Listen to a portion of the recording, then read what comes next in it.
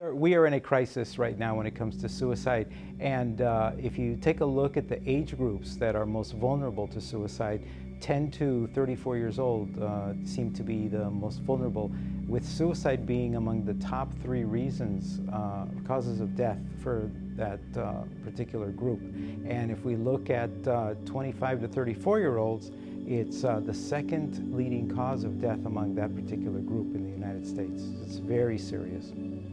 The severity of this crisis is unproportionate, and it's something that really we as a society need to look at and understand.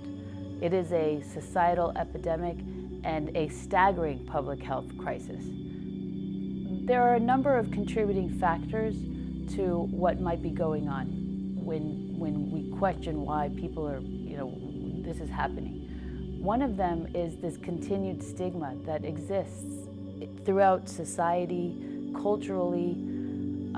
For example, if you think about the term committed suicide, we hear the word committed, we think of sin or a crime, which reinforces this stigmatization around mental health, around seeking help. Another factor that contributes to this statistic is that there is a lack of mental health access, mental health professionals available.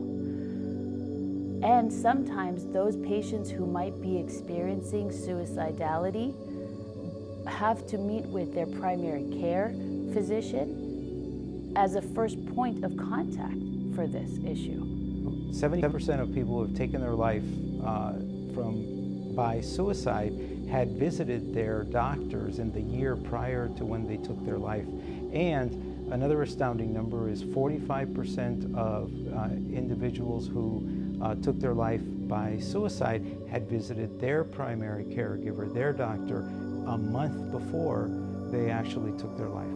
It is an eye-opening statistic, especially when you think about the fact that they had visited their physician, and the question is, what was going on at that session? What was going on when that patient was with that doctor when 1 month later that person wouldn't be alive anymore, right? Was there a sign that was missed? Was there a discussion or an opportunity for discussion about this that was missed?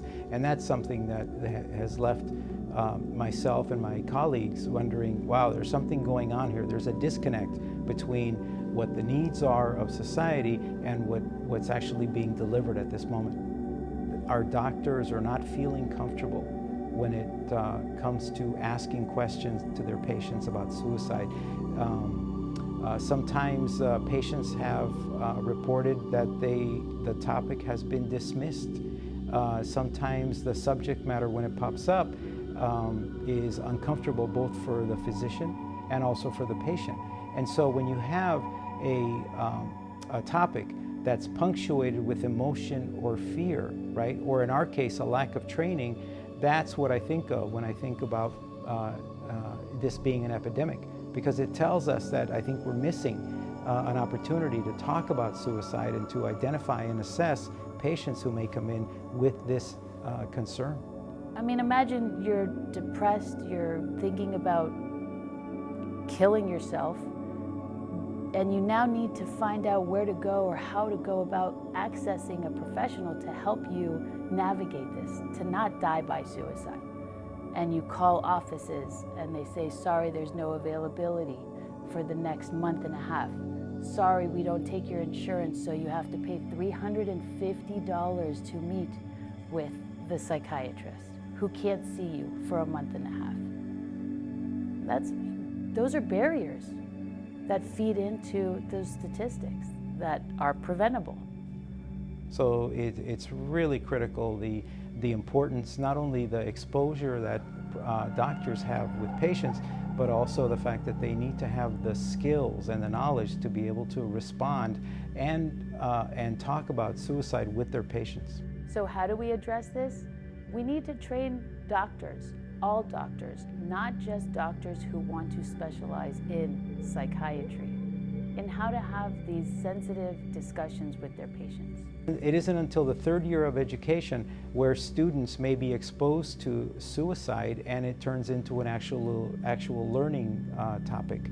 and that is typically during their psychiatry rotation. And in their psychiatry rotation, what they're seeing are hospitalized individuals, and what they're actually going to see outside of psychiatry, any of the subspecialties, they're going to be seeing a patient with potential suicide ideation in their daily practice. And it could happen as frequently as once a day, or as once every 6 months. But doctors still need to be prepared for it. And so the best place to talk about this is actually in their medical education. And what we've found is that the overwhelming majority of medical schools address this issue with activities that are related to wellness and self-care, but they don't translate that into actual patient care, which is where the problem lies. And we're addressing it by including suicide as a topic, the way they would learn about cancer, the way they would learn about diabetes. So what we do is we separate the emotional component from the actual topic. And that's how I think we're being very effective at doing it. If we were to address this nationally, one of the best recommendations is that it becomes a required content of medical education for each and every medical school that is training our future physicians.